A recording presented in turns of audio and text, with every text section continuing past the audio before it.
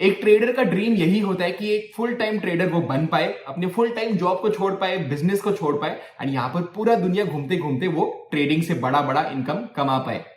तो आज की वीडियो में इसी के बारे में हम डिस्कस करने वाले हैं। फर्स्ट ऑफ ऑल, क्या आपको अपना जॉब क्विट करना चाहिए या नहीं। सेकेंडली, अगर आप करते भी हो, चलो जॉब क्विट करते भी हो, आपको कभी करना चाहिए, इसके बारे में भी बात करेंगे। पर आगे बढ़ने के पहले please make sure to smash the like button below और सब्सक्राइब भी कर दो यार चैनल को। एंड चलो इस वीडियो को मैं वेरी क्विकली शुरू करता हूं।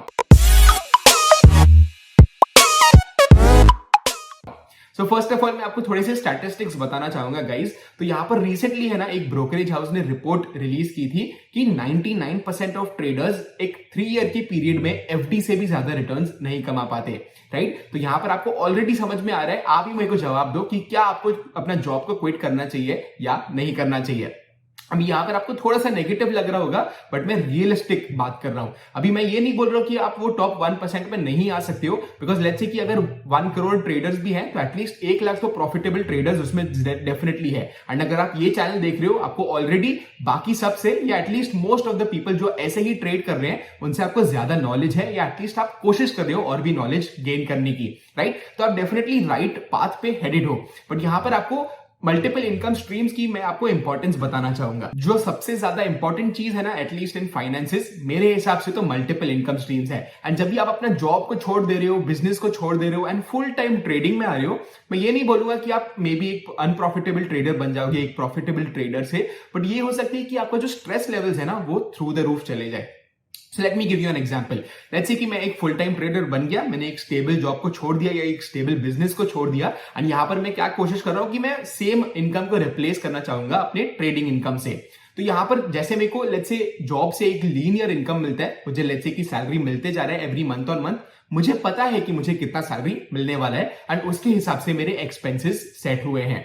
बट यहां पर क्या होता है, ट्रेडिंग में है ना गाइस, कभी भी लीनियर रिटर्न्स नहीं है। जब भी आप स्टॉक मार्केट में इन्वेस्ट कर रहे हो या ट्रेडिंग कर रहे हो, आपको लीनियर रिटर्न्स बिल्कुल भी नहीं मिलेंगे, उतना आपको डेफिनेटली पता ही होगा, I am assuming, right. So over a 6 month period अगर आप देखोगे तभी आपको लगेगा कि चलो लीनियर रिटर्न्स है। बट अगर आप मंथ ऑन मंथ देखोगे या वीक ऑन वीक देखोगे, आपके डेफिनेटली लीनियर रिटर्न्स नहीं है। But on the flip side आपके एक्सपेंसेस तो लीनियर ही है। ऐसे नहीं होगा कि अगर आप 3 मंथ्स के ड्रॉडाउन में हो आपके एक्सपेंसेस नेगेटिव हो जाएंगे, राइट। ऑब्वियसली एक्सपेंसेस कांस्टेंट रहने वाले हैं। तो जब भी आप ट्रेडिंग में 3 मंथ्स के लिए लेट्स से कि ड्रॉडाउन में चले जाते हो, आपका सबसे बड़ा मसीहा या सबसे बड़ा सेवियर कौन होगा? आपको वो मंथली सैलरी होगा या मंथली इनकम होगा जो आप बिजनेस से ड्रॉ कर सकते हो, राइट। तो आगे जाते हुए मैं ये भी बोलना चाहूंगा कि मल्टीपल इनकम स्ट्रीम्स भी है ना, रिस्क मैनेजमेंट का एक पार्ट होता है। तो जैसे हम ट्रेडिंग के बारे में बात करते हैं कि अगर आपका capital let's say x amount है, तो आपको 1% ऑफ एक्स का रिस्क लेना चाहिए पर ट्रेड। तो इससे अच्छा एक रिस्क मैनेजमेंट हमें हो जाता है। एंड मल्टीपल ट्रेड्स के लिए भी अगर हमें लॉसेस हो गए तो बिल्कुल भी टेंशन लेने की जरूरत नहीं होगी हमें, राइट। वैसे ही यहां पर भी मल्टीपल इनकम स्ट्रीम्स होना according to me is risk management. अगर आपके पास 2-3 इनकम स्ट्रीम्स है भी तो क्या ही गड़बड़ है, राइट। और ज्यादा आपको पैसा मिलेगा and that is more abundant.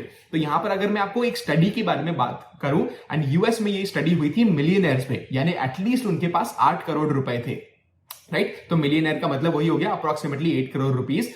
वहां पर क्या फाउंड आउट किया उन्होंने कि अराउंड 6 to 7 इनकम स्ट्रीम्स होता है एक एवरेज मिलियनर के पास। कुछ इनकम स्ट्रीम्स का अगर मैं आपको नाम दूं तो जैसे रेंटल इनकम हो गया, डिविडेंड इनकम हो गया, बिजनेस से इनकम हो गया, जॉब से इनकम हो गया, रॉयल्टीज भी था, but royalties is not that easy to fetch. तो यहां पर आपको मैंने 3-4 इनकम स्ट्रीम्स जो अचीवेबल है उनके बारे में मैं तो आपको ऑलरेडी बता दे रहा हूं।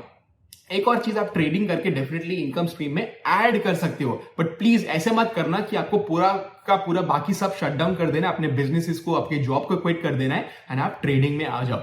At least according to me. अभी हो सकता है कि दूसरे जो फुल टाइम ट्रेडर्स है वो थोड़े से मुझे रॉन्ग प्रूव करे, बट एटलीस्ट अगर मैं मेरी साइकोलॉजी के हिसाब से बताऊं, एंड मोस्ट जो मैंने ट्रेडिंग फ्रेंड से भी बात की है मेरे, उनका भी मानना यही होता है कि फुल टाइम ट्रेडिंग है ना, थोड़ा सा स्ट्रेसफुल जरूर हो सकता है, right. And I am pretty sure कोई भी अगर एक जेन्युइन फुल टाइम ट्रेडर होगा जो बहुत ज्यादा एक्सपीरियंस है ना मार्केट्स में, वो खुद भी ये चीज आप बोल सकते हो मानेगा। और क्या क्या हो सकता है अगर मेरे पास मल्टीपल इनकम स्ट्रीम्स है, तो जैसे मैंने आपको बताया ड्रॉडाउन मेरा इजिली मैनेज हो जाएगा।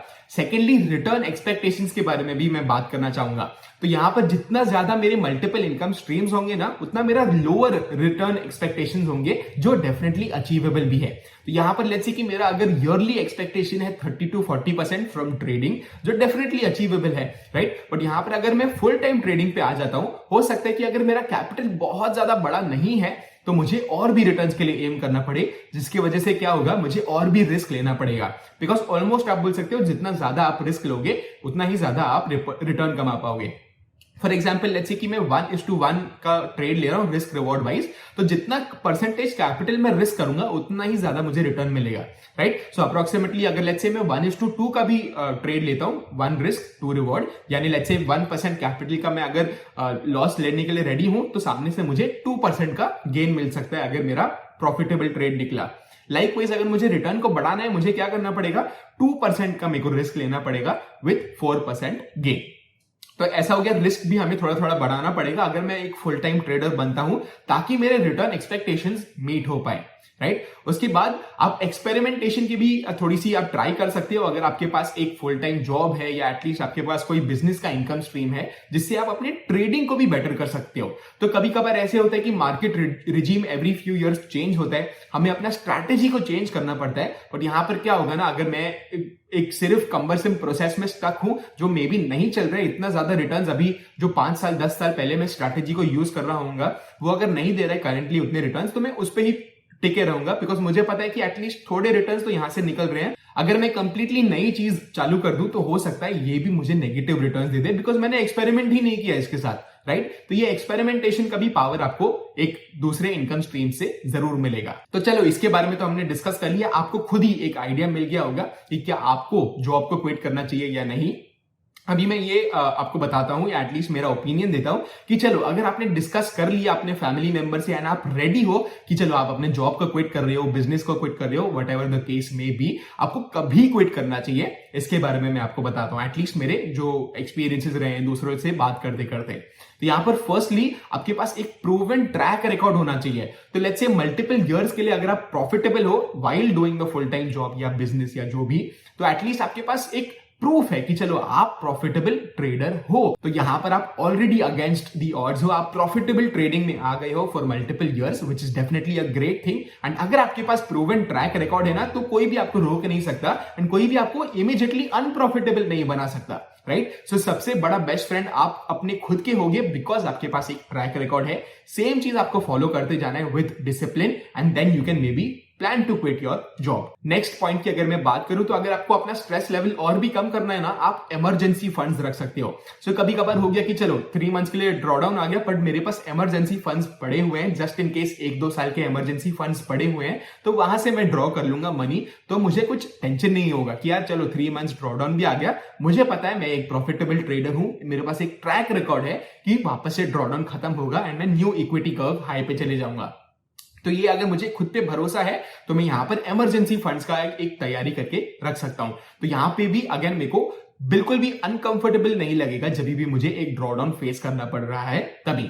नेक्स्ट पॉइंट की अगर मैं बात करूं तो enough family support. Family support भी होना बहुत ज्यादा इंपॉर्टेंट है। अगर आप मैरिड हो, आपकी स्पाउस से आपकी बात होनी चाहिए। अगर आपके पास let's say big enough kids है तो आप उनसे भी बात कर सकते हो एंड आप खुद भी अगर कंफर्टेबल हो ना तो आप डेफिनेटली ये स्टेप उठा सकते हो या एटलीस्ट सोच सकते हो कि आपका लाइफ कैसे रहेगा without a full time job. अगर प्रोज एंड कॉन्स का लिस्ट आप बनाते हो एंड प्रोज आपके लिए ज्यादा है, आपका स्ट्रेस लेट्स से जॉब में बहुत ज्यादा है, आपको कम हो जाएगा वो स्ट्रेस एंड आपके पास एक प्रूवन ट्रैक रिकॉर्ड भी है ट्रेडिंग करके एंड आप उसको मैनेज कर पा रहे हो, then nothing like it, you can maybe plan to do it, right. Next point की अगर मैं बात करूं तो रिस्क टेकिंग एबिलिटी है। तो यहां पर क्या हो सकता है कि हो सकता है आपका जो आपने जॉब को तो क्विट कर दिया एंड थोड़े टाइम के लिए ट्रेडिंग भी सही चल रहा है, बट जब ये ड्रॉ डाउन आएगा ना तभी आपको पता चलेगा कि आपका एक्चुअल रिस्क टेकिंग एबिलिटी कितना है, क्या आपका उतना ही मेंटल स्टेबिलिटी है, क्या आप उतना ही रिस्क ले पा रहे हो अपने ट्रेड्स में, उतना ही डिसिप्लिन के साथ। अगर आप वो चीज कर पा रहे हो तो आप डेफिनेटली एक फुल टाइम ट्रेडर बनने की कैपेसिटी जरूर रखते हो। तो यहां पर हमने काफी सारी चीजों के बारे में डिस्कस किया है। सो फर्स्ट ऑफ ऑल तो हमने ये डिस्कस किया कि क्या आपको जॉब को क्विट करना चाहिए या बिजनेस को क्विट करना चाहिए, एंड आपको मेरा आंसर भी पता है which is a definite no, at least for my psychology, right. उसके बाद हमने ये भी जाना कि कब आपको करना चाहिए। अगर आपने डिसाइड कर ही लिया कि आपको जॉब को क्विट करना है या बिजनेस को क्विट करना है तो कभी आपको करना चाहिए, इसके बारे में भी हमने यहां पर बात कर लिया है। एंड होपफुली आपको बहुत वैल्यू मिली होगी आज की वीडियो से। अगर आपको वीडियो जेन्युइनली अच्छा लगा ना, as always please make sure to like the video and subscribe to the channel as well. और मैं आपको मिलता हूं अगले वीडियो में। Bye bye.